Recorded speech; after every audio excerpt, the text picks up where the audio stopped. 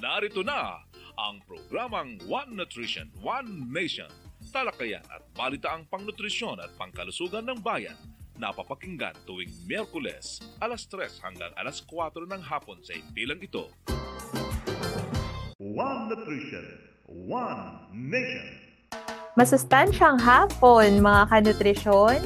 Magkakasama na naman tayo ngayong panibagong linggo para sa episode na siksik sa kaalaman at iba't ibang usapin on all things about nutrition.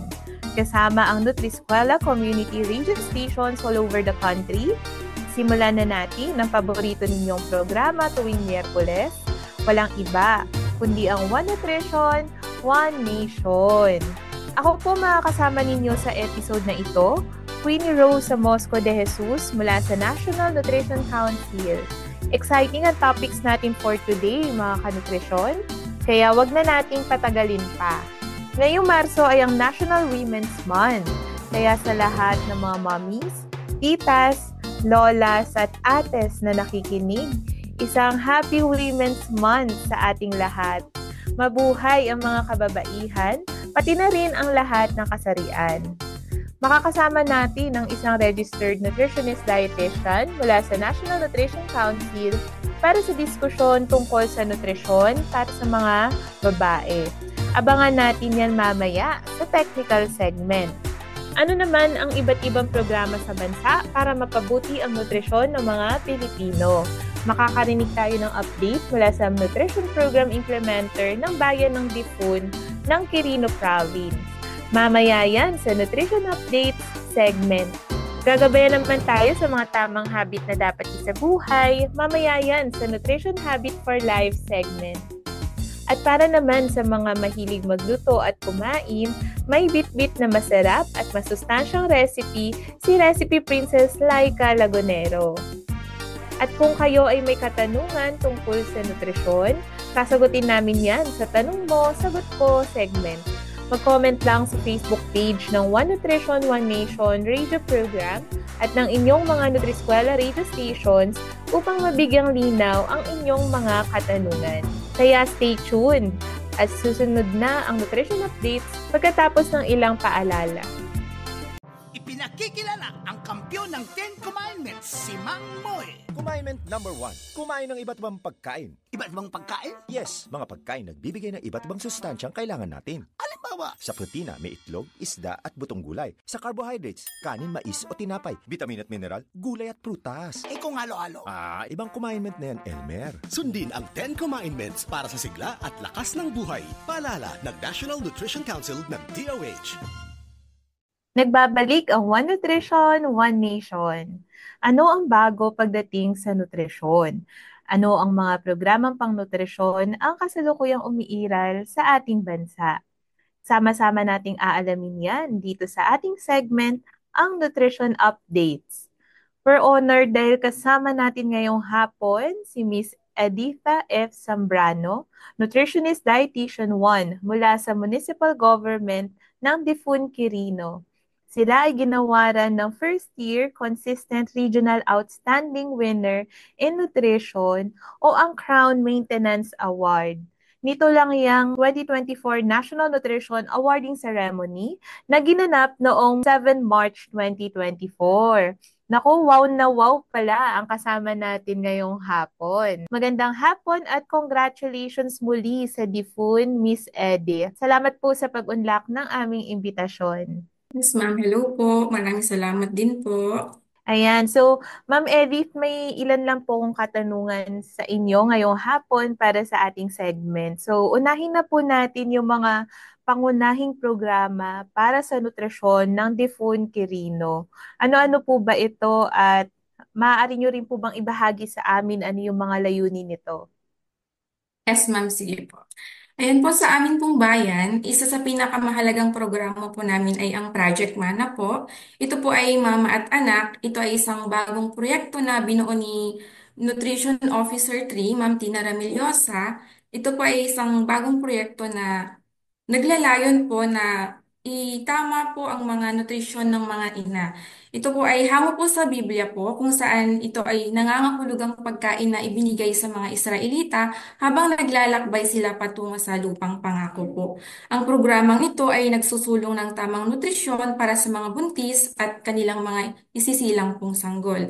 Layunin po nitong tulungan ang mga buntis na nasa panganib ng malnutrisyon upang masigurong malusog ang kanilang pinagbubuntis at masisilang ang isang malakas na sanggol.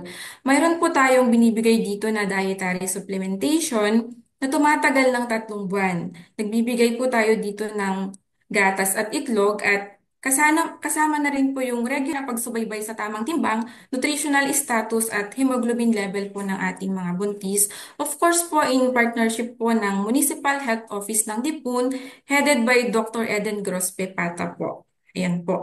Bukod dito, may iba pa kaming mga programa para sa nutrisyon, tulad po ng milk feeding po sa ating mga school children. Meron din po tayong babasa sa nutrisyon po sa 33 barangays po ng Dipun, wherein tinuturo po natin dito yung tamang pagpapakain ng sanggol, tamang pagpapakain mga teenager, ng mga bata at mga matatanda po. Nagbibigay po ang LGU Dipun ng 3,500 na pondo sa bawat barangay po ng Dipun para maisagawa po ang pabasa sa nutrisyon. Mayroon din po tayong Pinggang Pinoy Promotion wherein nagbibigay po tayo ng tarpaulin sa lahat ng barangay para po sa mga bata, sa matatanda, para sa all ages po, para po matutunan po nila kung ano yung tamang dami at sukat ng pagkain po nila sa pang-araw-araw. At ito pa po, mayroon po tayong Project Watch. Ang Project Watch po ay nangangahulugang Wait, always tell how you care for your health. Isa po itong inobasyon para sa mga empleyadong overweight o obese. Para rin po sa mga school children natin upang matulungan silang magkaroon ng mas malusog pong pangangatawan. So lahat po ng mga programang ito ay may iisang layunin lamang po ang siguraduhin na lahat ng taga-Dipun ay may sapat at tamang nutrisyon po sa bawat yugto ng kanilang buhay. So yun po ma'am. Ayan. So yung Project Mana po, may ibig sabihin po ba yung mana? Mama at anak po, ma'am. Yung mana po. Yung MA, mama po. Tapos Ah, yung okay. A, So yung anak mama at anak. po. Ito po yung Ayan. So, programa natin po in support sa first 1,000 days po. pa-milk feeding din sa mga buntis. Tama po ba? Yun po yung, dito po sa Project Mana, ma'am, nakapaloob po dito yung milk feeding. Meron po tayong binibigay na gatas po at itlog po sa loob po ng 3 buwan po. Sa first trimester po. Apo. May I know po kung may kapartner po ba kayo agency dito sa milk feeding?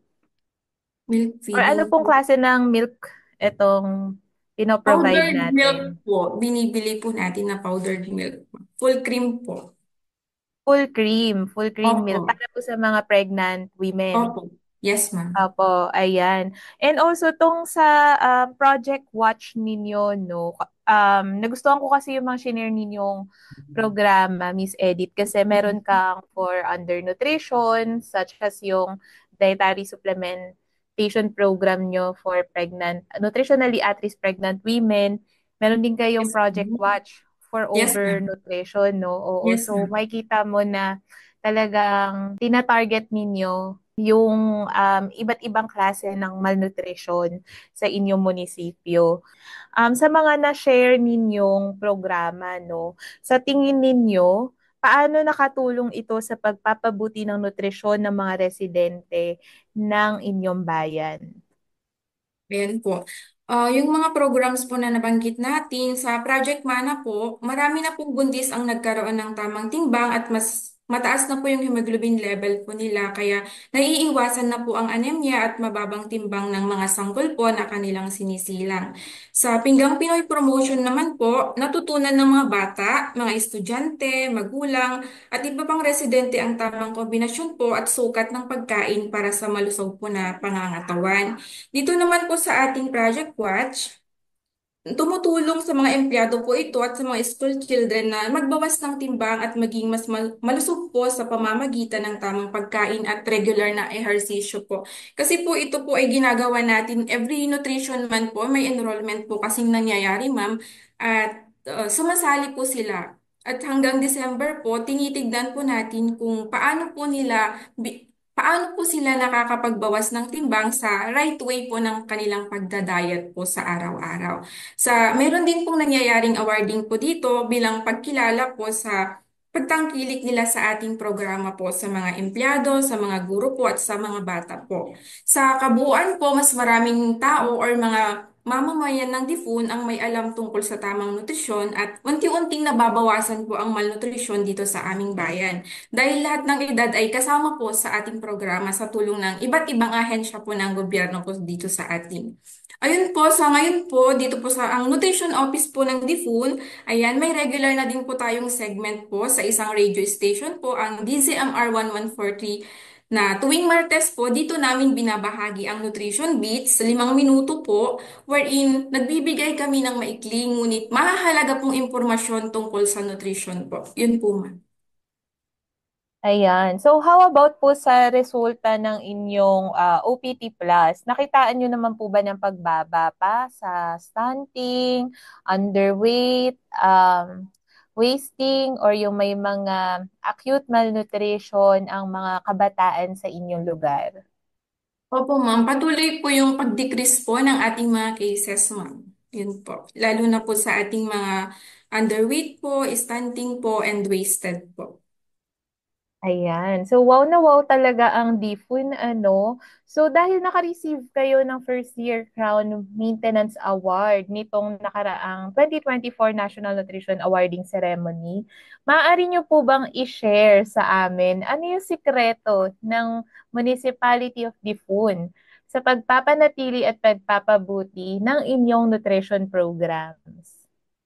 Ayan. So, dito po sa bayan ng Difun, ma'am, ang sikreto po ay yung patuloy na pakikipagtulungan sa komunidad po sa tulong ng aming active na Municipal Nutrition Committee sa pamumuno po ng aming napaka-supportive na Municipal Mayor, ma'am, na walang iba kundi si Honorable Mayor Nasi Kalaunan at ng buong sangguniang bayan members po ng Difun sa pamumuno ng aming Vice Mayor and MNAW for Budget and Legislation, Honorable Marlito G. Corpus po. At sa tulong din po ng ating mga unseen heroes po, ang ating mga barangay nutrition scholars, and of course ng iba pang health workers po, naipapatupad namin ng maayos ang mga programa po.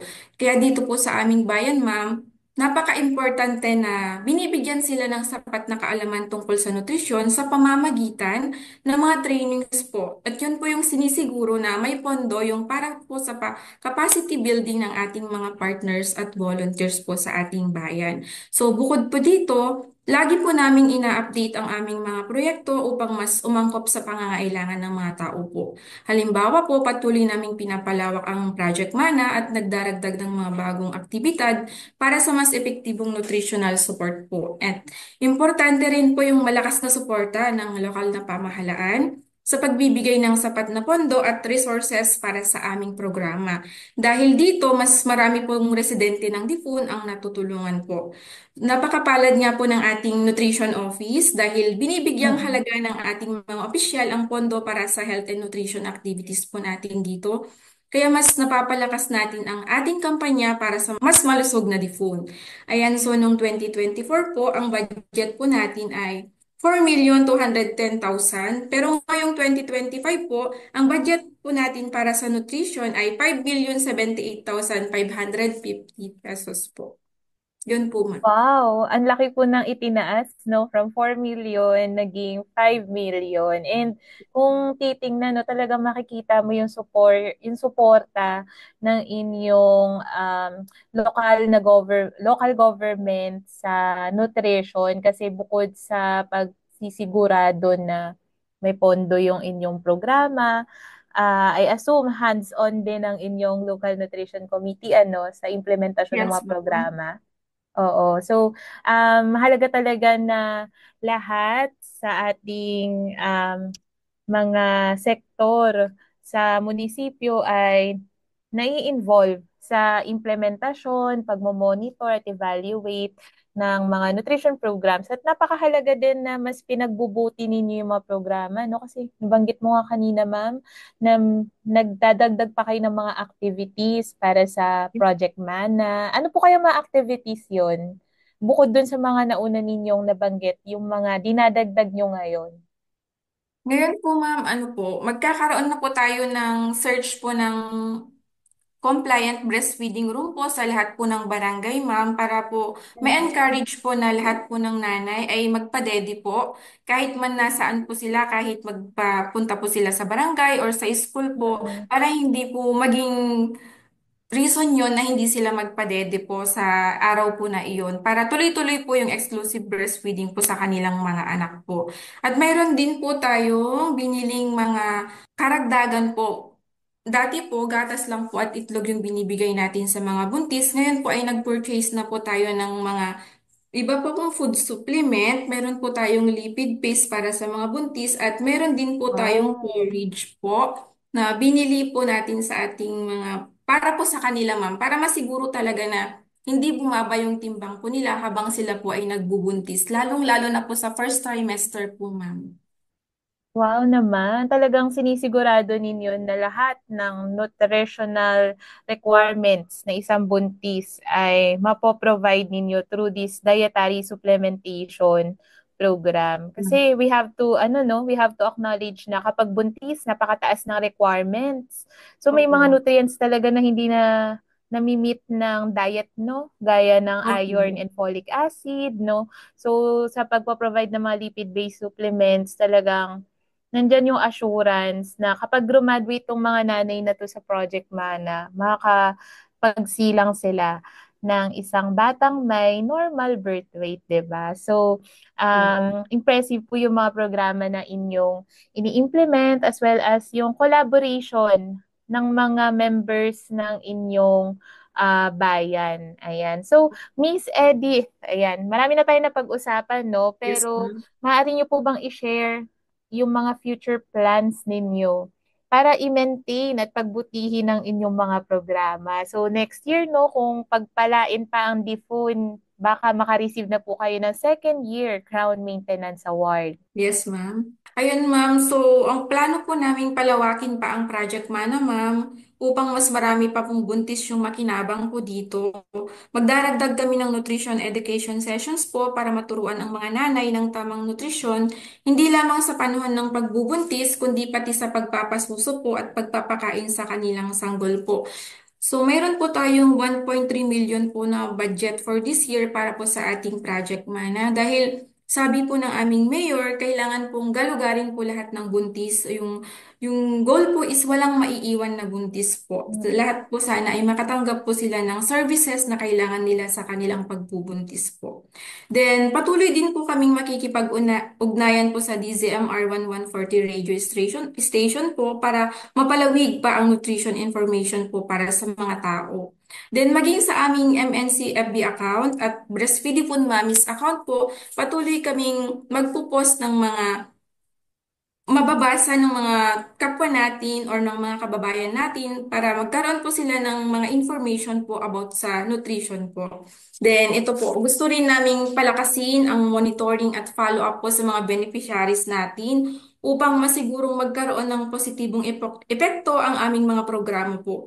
Magpapatuloy rin kami sa pagsasanay sa aming mga barangay nutrition scholars po ng ating mga volunteers upang mas mapalawak pa ang kaalaman nila at mas matalungan nila ang kanilang mga nasasakupan po sa barangay po. Then, patuloy po kaming makikipag-ugnayan sa mga kooperatiba po kasi may mga partner po tayong cooperatives dito sa aming bayan, maging mga civic society organizations po para sa mas malawak na pagpapatupad ng health and nutrition programs po. Then, sa tulong po ng mas pinalakas na kooperasyon ng mga residente, barangay officials, health workers, at strong support po ng ating mga leaders, tiwala po kaming mas mapapabuti po natin ang nutrition sa bayan ng Difon po. Ayan. So maraming maraming salamat, Miss Editha F. Zambrano, Nutritionist Yes, ma'am. Dietitian 1 mula sa Municipal Government ng Difun, Quirino, para sa ibinahagi mong update tungkol sa nutrition programs ng inyong LGU. Ma'am Edith, meron po ba kayong mensahe para sa mga ating tagapakinig na kuha ninyo local nutrition focal point at nagnanais din na makakuha ng isang prestihiyosong award for nutrition? Ayun, so sa mga kapwa po nating advocate po ng nutrition, wag po tayong magsawa. Gawin lang po natin yung trabaho natin na may kasama pong puso. Ayan, so tulungan natin yung mga kababayan nating itaas or pabutihin po yung kanilang nutrition. Gawin po natin ito ng may pagmamahal. Hindi lang po award yung makukuha natin, kundi yung din pong thank you ng ating mga kababayan po. Kasi sa amin po talagang ginawa lang din po namin kung ano yung nararapat po para sa ating mga kababayan at yung collaboration nga po ay mahalaga po sa ating mga leaders at mga partner agencies para po may kasama po tayo sa pagpapabuti po ng nutrition status or ng mga para sa mga ikabubuti po ng ating mga kababayan po. Huwag po tayong mapagod po dahil po ang nutrisyong sapat po ay para sa lahat po. Indeed, ang nutrisyong sapat ay para sa lahat. So maraming salamat Miss Edith at congratulations muli. Hopefully magkita-kita po tayo sa susunod na National Nutrition Awarding Ceremony. Yes, ma'am. Thank you po. Ayan, at huwag kayong aalis mga kanutrisyon dahil magbabalik ang One Nutrition, One Nation matapos ang ilang paalala. Narito na tayo sa Kumain number 8. Mang Moy, Hinay-hinay sa pagkaing maaalat, mamantika at matatamis. may tanong po si Miss Josie. Masama ba kung puro prito kinakain? Oo naman, Josie. Isipin mo ang taba at mantikang maiipon sa puso at ugat mo. At dahan-dahan din sa chichirya at soft drinks. Naku, mahilig pa naman ang mga anak ko dyan.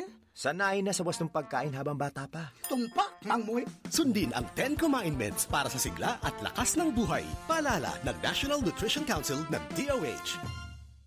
Kayo pa rin ay nakikinig dito sa One Nutrition, One Nation na umeere sa Nutri-Eskwela Community Radio Station sa buong bansa.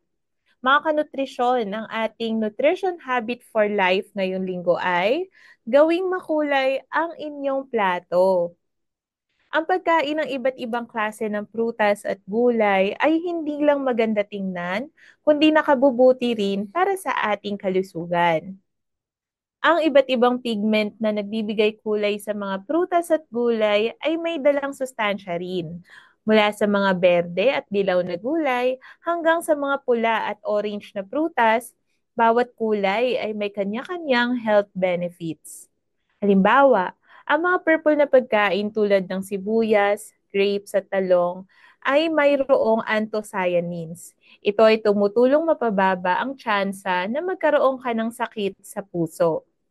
Ang mga berdeng gulay naman, tulad ng kangkong, pechay, repolyo at mga talbos ay may chlorophyll na maganda para sa pagtanggal ng toxin sa ating katawan. Meron din itong non-heme iron na tumutulong sa pagdala ng oxygen sa iba't ibang parte ng ating katawan. Of course, hindi pwedeng mawala ang mga orange at dilaw na pagkain. Nandyan ang ating papaya, carrot, mangga, at kalabasa.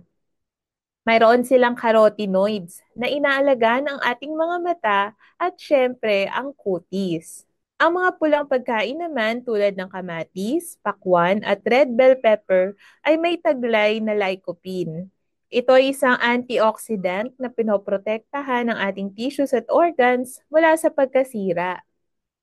Para naman sa mga puting pagkain tulad ng bawang, luya at patatas, narito ang anthocyanins na pinapalakas ang ating immune system. Of course, hindi natin pwedeng kalimutan ang brown rice para sa mas maraming fiber, vitamins at minerals. Kaya mga kanutrisyon, gawing makulay ang pinggan sa bawat pagkain. Kasama ninyo kami sa pagsulong ng healthy habit na ito. At yan ang ating nutrition habit for the week. Diyan lamang kayo at magbabalik ang One Nutrition, One Nation. Walang mintis ang pagpapabreastfeed sa akin ni nanay. Kahit nasa trabaho siya, pinag-iipon niya pa rin ako ng breast milk niya. Ibang klase talaga siyang magmahal. Upang makuha ang 100% na nutrisyon ng breast milk ni nanay, kailangan ng 100% na dedikasyon ni nanay. Sa unang 6 months ni baby, breastfeeding lamang, wala nang iba. Mula 6 months pataas, bigyan din siya ng ibang angkop na pagkain kasama ang breast milk. Nay, salamat po sa tiyaga. Suportahan ang first 1,000 days. Isang paalala mula sa National Nutrition Council, DOH. Narito na ang bida ng ating episode ngayong hapon, ang technical segment, kung saan makikibahagi tayo sa malaman na diskurso ukol sa nutritional requirements ng mga kababaihan at ang kanilang papel sa nutrisyon ng pamilya. Makinig kayo mga kanutrisyon dahil interesting ang ating topic for today. At para ipaliwanag ang topic na ito, nagagala kaming makasama ngayong hapon si Miss Gabrielle Mayben de Guzman. Siya ay Nutrition Officer 2 at Registered Nutritionist Dietitian mula sa Nutrition Information and Education Division ng National Nutrition Council. Ayan, so magandang hapon, Miss Gabi, at welcome sa One Nutrition, One Nation. Magandang hapon po, Ma'am Queenie. Thank you po sa introduction. Ayan, so Gab, simulan na natin ang ating interesting topic for today. So, ang una kong question ay, paano naiiba ang pangangatawan o anatomy ng babae sa mga lalaki? Ang pangunahing pagkakaiba ng anatomy o pangangatawan ng babae sa lalaki ay nasa kanilang reproductive system, muscle mass, at fat distribution. So, yung mga babae ay meron silang mas malaking balakang para sa panganganak, mas mataas yung kanilang body fat percentage para sa suporta sa hormonal functions, habang yung mga lalaki naman ay mas mataas yung kanilang muscle mass at mas mataas yung kanilang bone density or mas makapal yung kanilang buto dahil mas marami silang testosterone. So, bukod dito, since mas mabilis nga ang metabolism ng mga lalaki, mas mataas ang kanilang energy requirements kumpara sa mga babae at mas mataas din ang kanilang protein requirements para suportahan ang kanilang mas mataas na muscle mass.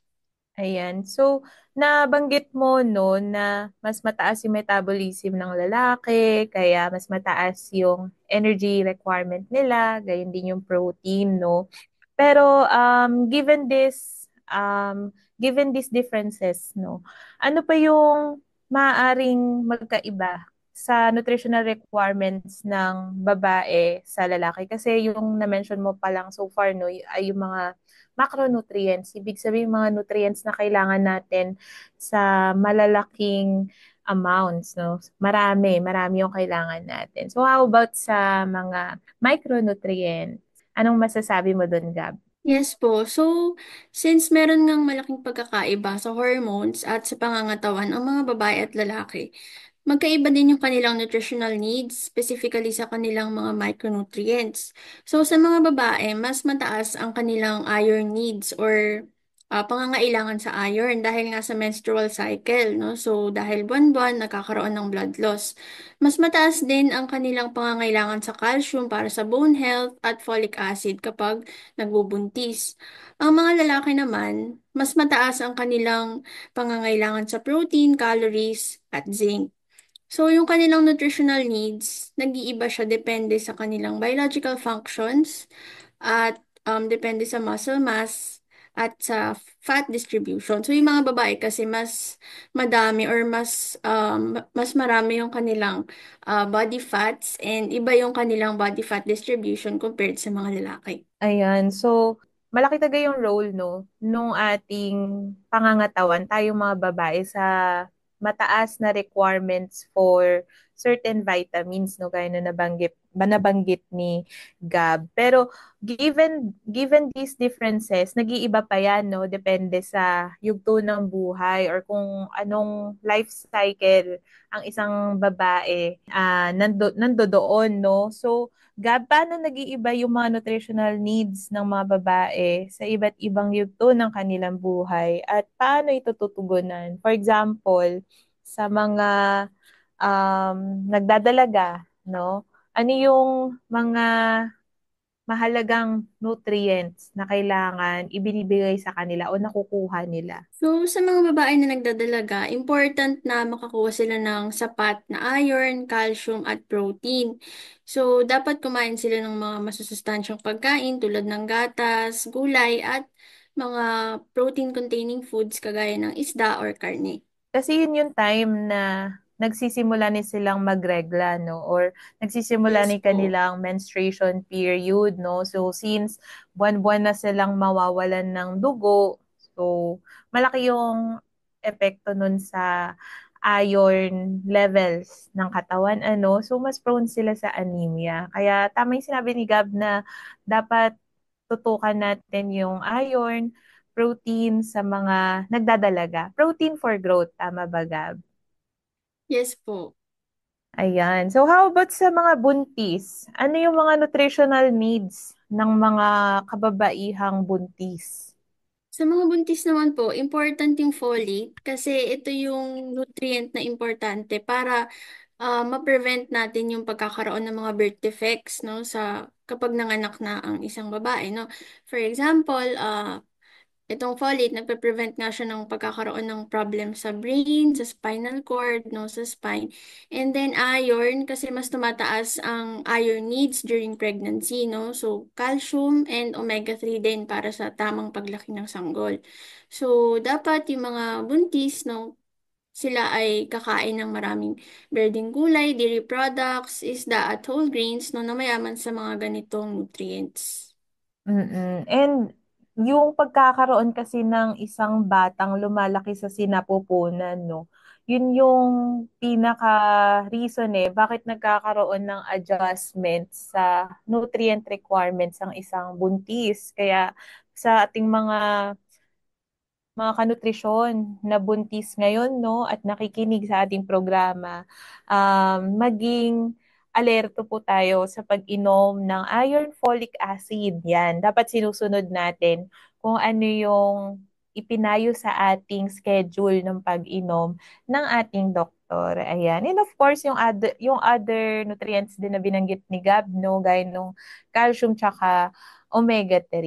Ayan. Habang nagpapasuso naman, Gab, ano yung mga kailangan bantayan or kailangan kainin ng mga ating nagpapasusong ina para makuha nila yung mga certain nutrients na kailangan nila? So, during lactation po or yung habang nagpapasuso, so kagaya po sa pagbubuntis, no, meron ding mataas na requirement for calories, no? So, kailangan marami yung mga pagkain na kanilang ini-intake ng iba-ibang variety ng foods, no? Yung mayaman sa, hindi lang sa calories, no, pati sa micronutrients, no? So, dapat din mataas sa protein at dapat din sapat yung fluids na iniinom upang mapanatili ang produksyon ng gatas. So, dapat si mommy no, na nagpapasuso, kailangan umiinom ng sapat na tubig at kumain ng balanced diet. Okay, so halos ano no, halos parehas sa mga buntis. So Gab, 'di ba, parehas silang mataas yung calorie requirement. Pero I believe mas mataas yung sa mga nagpapasuso kasi meron silang pinoproduce na gatas or breast milk. So, gaano ba karami yung calorie requirement na yun na kailangan? And paano yun ma-achieve ng isang nagpapasusong ina? So, during lactation po or habang nagpapasuso si nanay, no, meron tayong dagdag na 500 kilocalories. So, ma-achieve niya yung ganitong dami ng calories or energy sa pagkain sa pag-consume ng isang healthy snack. No? For example, mga hard-boiled eggs, prutas, sandwiches, no?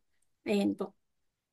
Okay. So, additional one snack, no, para ma-achieve yung 500 kilocalorie na additional calories or energy para sa mga nagpapasusong ina.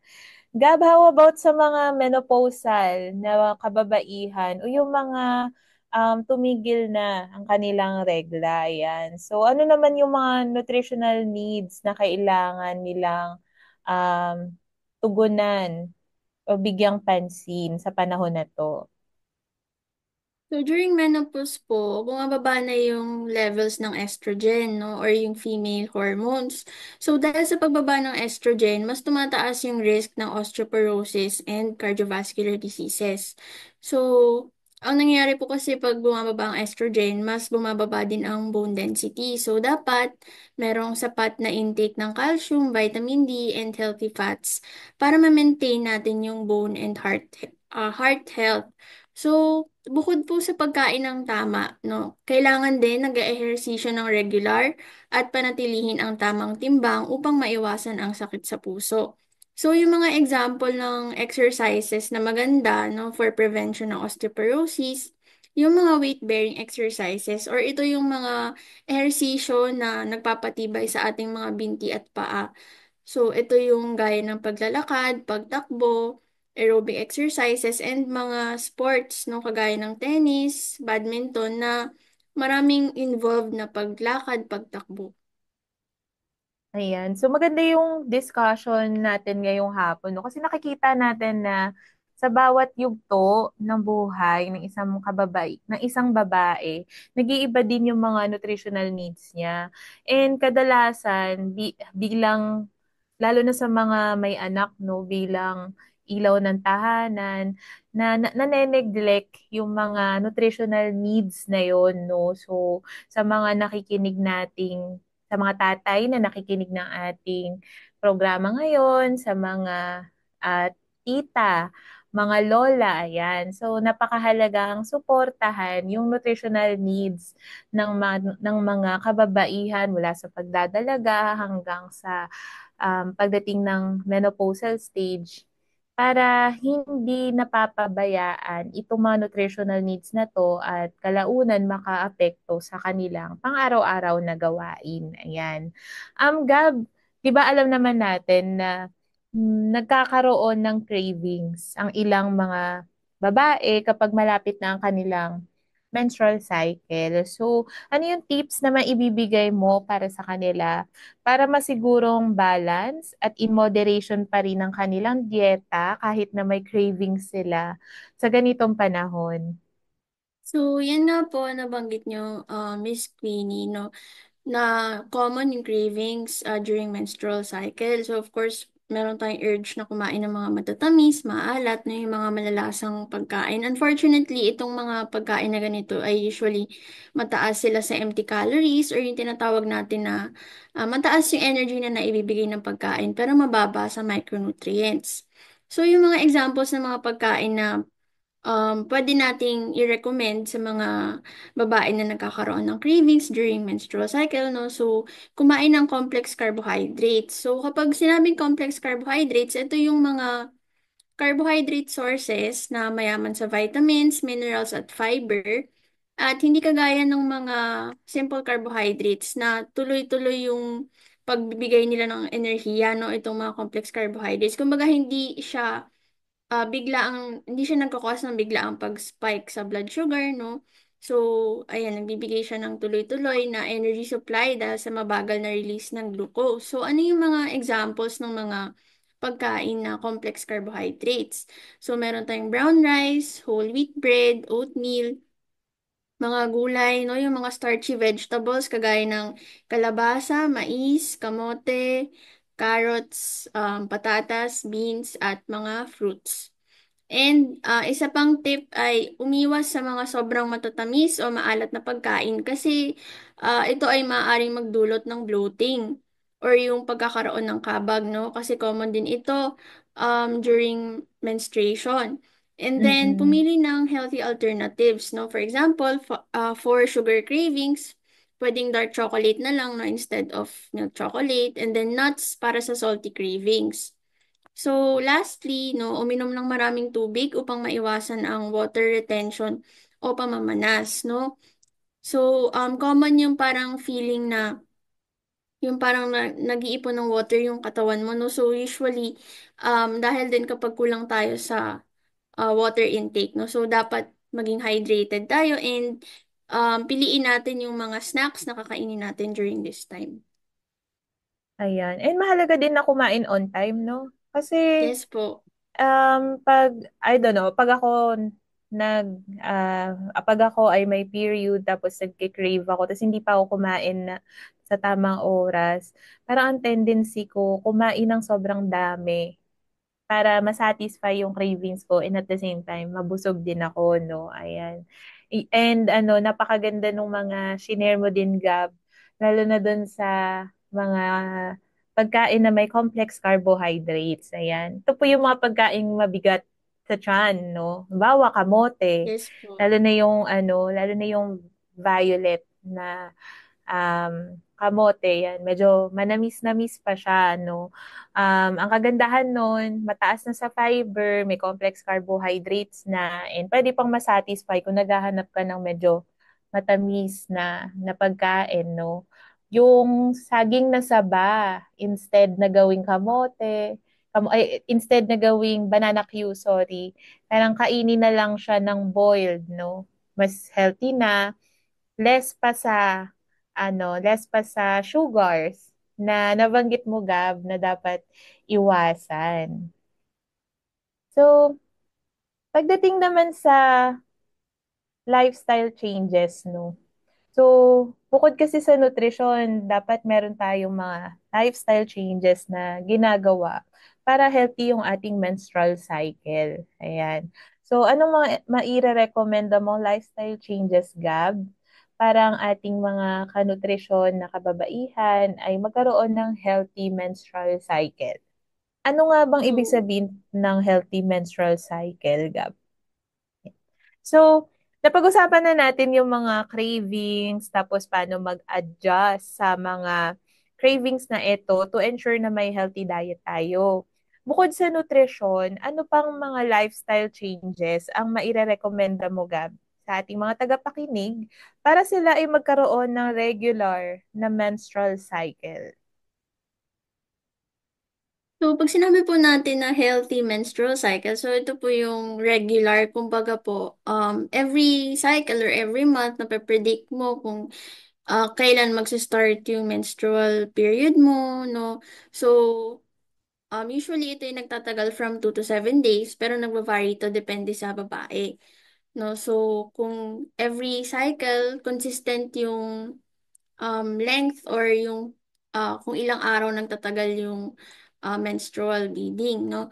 And then, ano naman yung mga lifestyle changes, no, for a healthy menstrual cycle? So, una, hindi lang to about sa nutrition and diet, no? So, dapat may sapat na tulog para maiwasan ang stress na maaaring makaapekto sa regla, no? Next is, bukod sa tulog, no, kailangan din ng regular na ehersisyo upang mapanatili ang normal na hormone levels. So, nabanggit ko kanina yung about sa stress, no? Importante yung stress management techniques kagaya ng yoga and meditation kasi yung stress talaga at kakulangan sa tulog, ito talaga ay nakakaapekto din sa ating period, no? So, naalala ko dati nung nag-aaral pa ako, may times na pag lagi akong puyat kasi naghahabol ng requirements sa college, kanya, no? Nagiging erratic yung aking menstrual flow, no? Mm-mm. Or yung minsan may mga buwan na hindi magkakaroon or sobrang ikli lang, no? So, important talaga na bantayan natin yung ating sleep and stress, no? So, dapat iwasan ng stress and iwasan din yung laging napupuyat or kulang sa tulog. So, ano naman yung mga dapat iwasan, no? So, dapat umiwas sa sobrang caffeine, yung sobrang pagkakape, no? And then, processed foods na maaaring magpalala ng PMS symptoms, okay? Or premenstrual syndrome. So, ito yung mga pagkakaroon ng mga sintomas gaya ng pagkahilo, um, menstrual cramps, no, yung pagsakit ng puson. So, yun po. Kaya dapat din, no, sa mga ina or sa mga nagbubuntis na babae, tulungan sila ng mga partners nila o ng kanilang mga asawa o mga kasama sa bahay sa paggawa ng mga gawaing bahay kasi ang laki nung laki nung epekto nung stress sa hormonal levels ng mga babae na may epekto din sa kung paano sila gagalaw or paano sila magre-react sa mga bagay. Ayan. Kaya emphasizing yung sinabi ni Gab na dapat ma-manage natin yung stress lalo na sa mga women of reproductive age, sa mga nagpapasusong ina or sa mga bata, sa mga ina na nag-aalaga din ng bata. Ayan. Gab, lumalaki at dumadami ang teenage pregnancy cases sa ating bansa. So bakit kaya mas at risk in terms of nutrition ang mga babaeng teenager sa panahong ito? So, tama po yung sinabi nyo, Miss Queenie, no? So, tumataas po yung rate ng teenage pregnancy ngayon sa Pilipinas. So, importante sa atin in terms of nutrition, no? Alam natin na ang mga teenagers, no, yung katawan nila is hindi pa ganap na handa, no? Hindi pa sila ready para sa pagbubuntis. Kaya, mas mataas yung risk nila for complications, no, tulad ng anemia, ng preterm birth. Ito yung hindi pa nakukumpleto yung 37 weeks ng pagbubuntis, no? Tapos, naipapanganak na kaagad ang sanggol, no? So, mataas din yung risk ng underweight sa mga sanggol. So, meron din itong epekto, no? Hindi lang doon sa teenager at sa kanyang magiging anak, no? Sa kanya ding mental at emotional well-being, no? Lalo na kung hindi pa siya handang maging responsible sa kanyang pagiging ina. So, important sa atin, hindi lang sa nutrition, yung education din on reproductive health upang maiwasan yung maagang pagbubuntis. At saka growing pa kasi yung mga teenagers kung Yes po. tutuusin. Parang nagde-develop pa sila, 'di ba? And the fact na meron din silang pinapalaking bata sa sinapupunan, mas dumodoble tuloy yung kanilang requirements, no? And kapag hindi natin yun naagapan, may effect yun sa batang dinadala nila. Ayan. Kaya talagang nutritionally at risk ang mga babaeng teenager, lalo na kapag sila ay nabuntis. Ayan. So, dako naman tayo sa usaping pampamilya. Ayan. Meron na tayong mga nabanggit kaninang mga nutritional needs ng mga ina, paano mamamanage yung mga pangangailangan na yon. Pero ano yung espesyal naman na papel ng mga ina sa pagtataguyod ng wastong nutrisyon ng kanilang pamilya? So ito naman ay role ng mga kababaihan sa pag-promote ng nutrition ng kanilang family members. So kanina may mga nababanggit na tayong nutritional needs ng mga nanay na meron ng pamilya, ayan, or nag-aalaga ng anak, ayan. Ayan. So, gaya nga po nung nabanggit nyo, Miss Queenie, yung mga nanay, no, meron silang special na role, no? Kasi sila yung pangunahing tagapamahala ng pagkain sa bahay, no? So, sila yung nagpapakilala ng masusustansyang pagkain sa mga family members, no? Sila din yung nagde-decide ano yung iluluto, ano yung ipapakain sa mga anak, sa asawa, no, or sa kanilang mga magulang. Kaya important na meron silang kaalaman sa tamang nutrisyon. So, sa pamamagitan ng malusog na pagkain at tamang paggabay, so naipapasa niya sa kanyang mga anak, sa kanyang mga magulang, sa asawa, yung mga healthy eating habits na ito yung magiging foundation ng kanilang kalusugan habang sila ay lumalaki. Ayan. So, ako naman naisip ko lang na ang laki pala nung influence ng nanay ko sa eating habits ko, no? Kasi yung nanay ko ay Bisaya. So, mahilig sila sa mga pinakuloang gulay, yung mga lauoy, laswa, ayan. So, parang nakahiligan ko din siya, no? Pero kapag niluto ko yun sa asawa ko, na hindi naman Bisaya at hindi naman niya kinalakihan, parang hirap siyang kainin. Ayan. So, makikita mo dun yung influence ng nanay bilang gatekeeper, kumbaga, gatekeeper sila sa bahay, no? So, sila yung pwedeng mag-decide kung anong ipapakain o iluluto sa mga anak, sa asawa niya. Nandun din yung pagde-decide niya pagdating sa health concerns para sa anak, kung dadalhin ba yung baby niya sa health center, kailan ba pupunta sa health center for check-up, no? So, napakalaking role ni nanay pagdating sa ng pagbibuild ng nutritional and health foundations ng kanyang mga anak at pag-ensure na yung kanyang asawa, iba pang miyembro ng pamilya ay may wastong nutrition. So, siguro Gab, dahil napakaganda nung ating usapan, no, pagdating sa nutritional requirements ng mga kababaihan, meron ka bang mensahe sa ating mga tagapakinig kung paano nila masisiguro na wasto ang nutrisyon ng mga kababaihan or kung sila ay tatay, tito, kapatid, ayan. Ano yung pwede nilang gawin para maalagaan, matulungan ang kanilang mga kasamang kapatid, tita, lola, nanay sa kanilang bahay? So, of course po, sa ating mga kababaihan, tandaan natin na health is wealth, no? So, bilang ina, anak, or asawa, so importante na alagaan natin ang ating sarili upang mas maalagaan din natin ang ating pamilya. So, kagaya po sa mga nabanggit natin kanina, kailangan natin kumain ng tama, mag-ehersisyo ng regular, at kailangan din nating bigyang halaga ang ating mental at emotional well-being.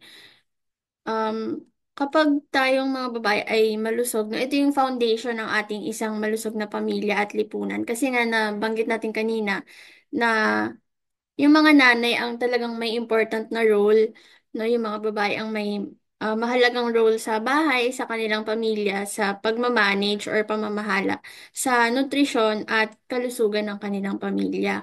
So bilang mga babae sa pamilya natin, no, kailangan yung ating mga kapamilya, nakasuporta tayo sa kanila upang mabigyang pansin yung kanilang nutrisyon at kalusugan, no? So, kung tayo ay naghahanda ng pagkain sa bahay, i-ensure natin na yung mga niluluto nating pagkain, yung mga masusustansya, yung alam natin na makakatulong sa kanila upang ma-meet yung kanilang mga nutritional requirements, no? Yung mga pagkain mayaman sa, hindi lang mataas sa calories, no? Mayaman sa vitamins, minerals, fiber, ganyan. And i-encourage natin sila na mag-exercise, no? At matulog ng tama, no? Or makakuha ng sapat na tulog. So, sa mga nagbubuntis naman, no? ah yung ating mga tatay, no, yung mga anak, no, or yung iba pang mga kapamilya, no, sa bahay. Suportahan natin yung mga nagbubuntis. So, in terms sa kanilang nutrition, no, sa kanilang mental well-being, emotional well-being. So, ayan, lagi nating tandaan na yung nutrition, proper nutrition is, ito yung foundation natin sa tamang kalusugan, no? So, maraming salamat po at manatiling malusog mga kanutrisyon at Happy National Women's Month. Ayan, so maraming salamat, Miss Gabrielle Mayben de Guzman, Nutrition Officer 2 mula sa Nutrition Information and Education Division ng National Nutrition Council. Maraming salamat sa napaka-insightful at makabuluhang diskusyon ngayong hapon. Diyan lamang kayo dahil magbabalik ang One Nutrition, One Nation.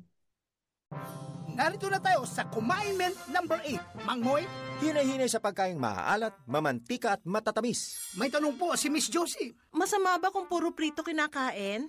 Oo naman, Josie. Isipin mo ang taba at mantikang maiipon sa puso at ugat mo. At dahan-dahan din sa chichirya at soft drinks. Naku, mahilig pa naman ang mga anak ko dyan. Sanayin na sa wastong pagkain habang bata pa. Tumpak, Mang Moy. Sundin ang 10 Kumain-ments para sa sigla at lakas ng buhay. Paalala ng National Nutrition Council ng DOH. Kayo pa rin ay nakikinig sa One Nutrition, One Nation. Bagay sa masarap at interesting na kwentuhan natin ngayong hapon ay yung masasarap, abot kaya, at Pinoy-style recipes na handog ni Recipe Princess Laika Lagunero. Ano ang recipe na inihanda mo para sa amin ngayong hapon, Recipe Princess Laika? Ihanda na ang panulat at papel dahil tiyak na panalo sa sarap at sustansya ang recipe na dala ko para sa inyo. For today's episode, magluluto tayo ng scrambled egg sardinas. Bago tayo magsimula, tandaan ang ating food safety reminders upang masiguro na hindi lang masustansya, safe na safe rin ang pagkain na ating ihahanda. Laging tandaan, maghugas ng kamay ng hindi bababa sa 20 seconds gamit ang sabon at malinis na tubig bago, habang at pagkatapos maghanda ng pagkain. Ikalawa, siguraduhin na malinis ang lahat ng mga kasangkapan na gagamitin sa pagluluto. At ikatlo, linisin mabuti ang mga sangkap na gagamitin. Ngayon na ready ng lahat, let's start cooking! Ang mga sangkap na kakailanganin ay isang kutsarita ng mantika, isang piraso ng sibuyas na hiniwa, isang lata o 150 ml ng sardinas na hinimay, at 3 piraso ng itlog. Para naman sa paraan ng pagluluto.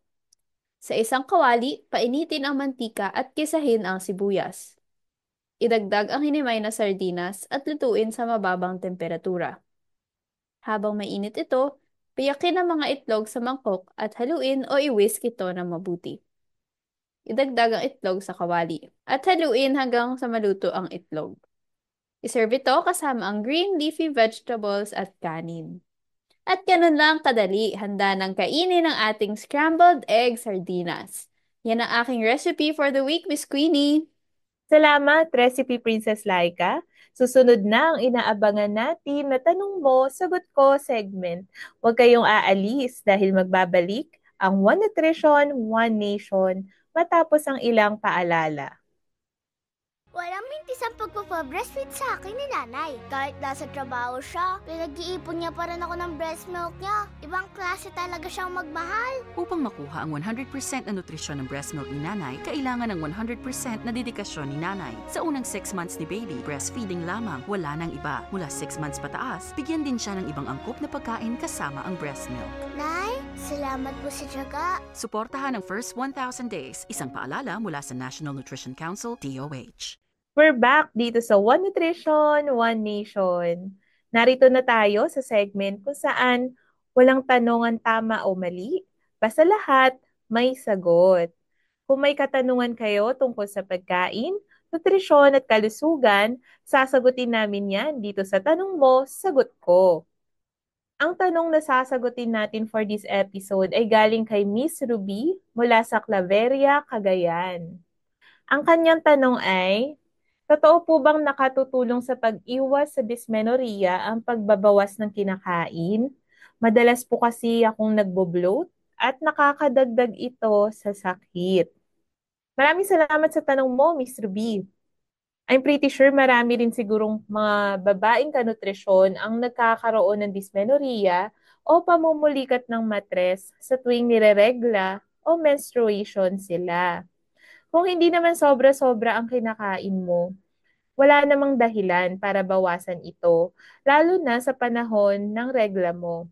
Sa totoo nga, di hamak na mas importante ang pagkuha ng sapat na sustansya para suportahan ang pagkawala ng dugo at iron sa iyong sistema.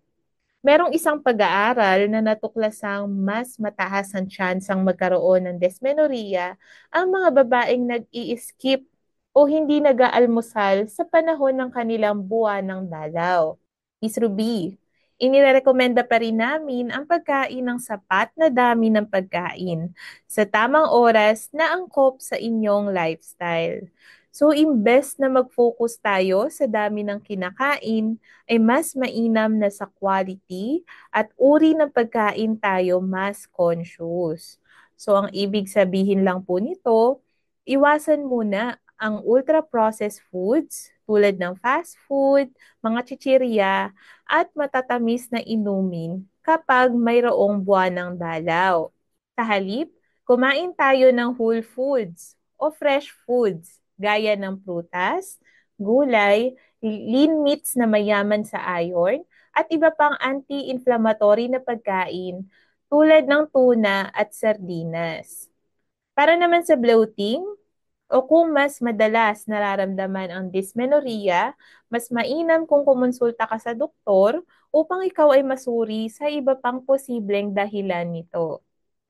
Para naman sa iba pang katanungan, mag-comment lamang sa One Nutrition, One Nation Radio Program Facebook page o sa Facebook page ng inyong mga Nutri-Eskwela stations. At sisikapin naming masagot ang inyong mga tanong dahil ang tanong nyo, sagot namin. Dito lang yan sa One Nutrition, One Nation.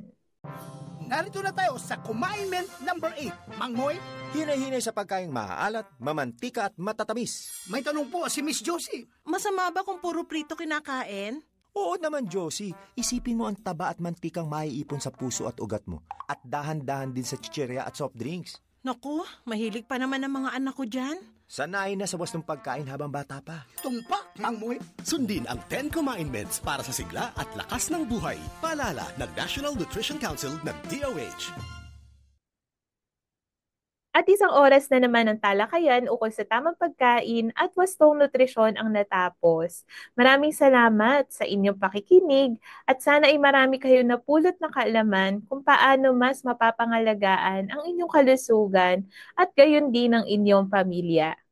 Nais namin magpasalamat sa mga nakasama natin ngayong hapon. Maraming salamat kay Ms. Gabriel May Bende Guzman mula sa Nutrition Information and Education Division ng National Nutrition Council para sa isang diskusyon tungkol sa nutrisyon para sa mga kababaihan.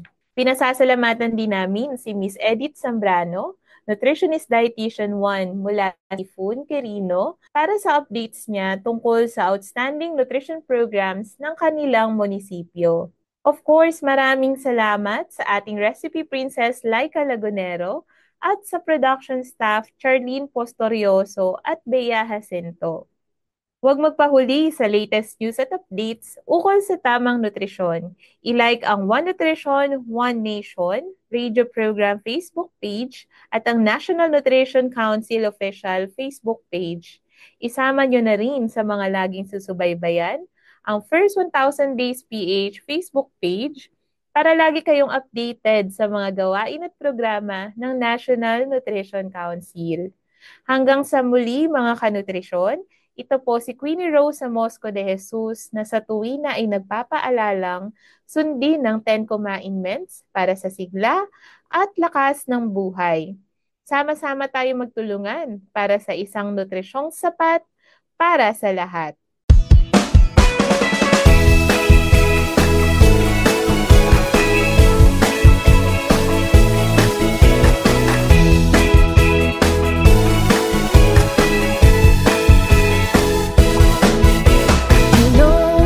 Mga mommy, let's go for healthy pregnancy.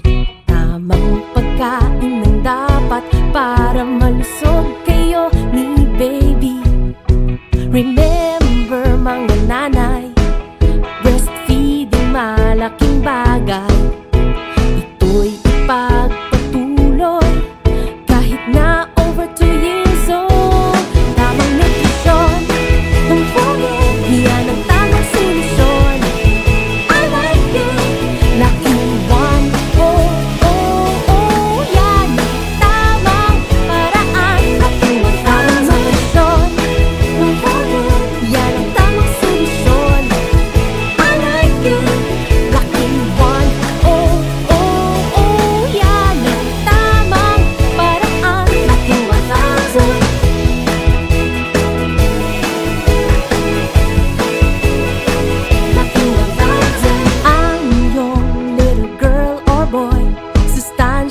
Dapat puno, susi sa tamang paglaki. Go, grow, grow, food na handa mo. First 1000 days, importante. Healthy eating para kampante. Paghandaan, nutrition ni baby. Makinig sa sinasabi. Tamang nutrisyon, yan ang tamang solusyon. I like it, Lucky One. Oh, oh, oh, yan ang tamang paraan. Tamang nutrisyon, yan ang tamang solusyon. I like it, Lucky One. Oh, oh, oh, yan ang tamang paraan. Lucky One. Oh, oh, oh, yan ang tamang paraan.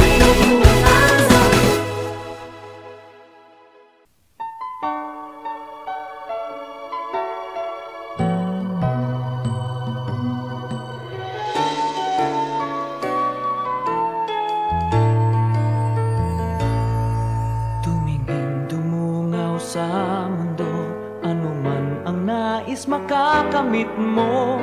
Kakaiba ang iyong lakas, tiyaga at talino.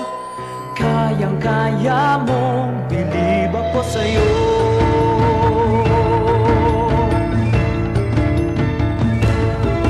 Inuod ka sa nutrisyon at alaga ko. Inalaga ang wasto ng pagmamahal ko. Alam kong malayo ang iyong mararating.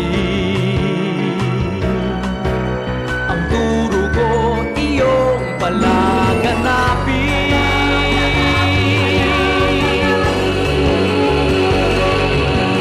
Kumain ng tama at alalahanin. Ang wastong nutrisyon ay dapat alamin. Ang lahat ng pangarap mo'y makakamit din. May tanging lakas ka na tunay at kakaiba. May tanging lakas ka na tunay at kakaiba.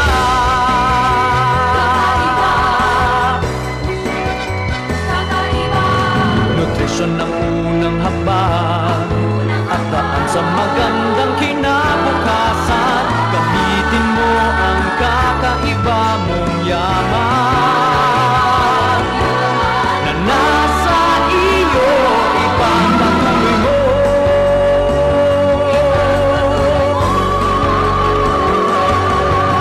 Kumain ng tama at alalahanin. Ang wastong nutrisyon ay dapat alamin. Ang lahat ng pangarap mo'y makakamit din. May tanging lakas ka na tunay at kakaiba. Kumain ng tama at alalahanin. Ang wastong nutrisyon ay dapat alamin. Ang lahat ng pangarap mo'y makakamit din.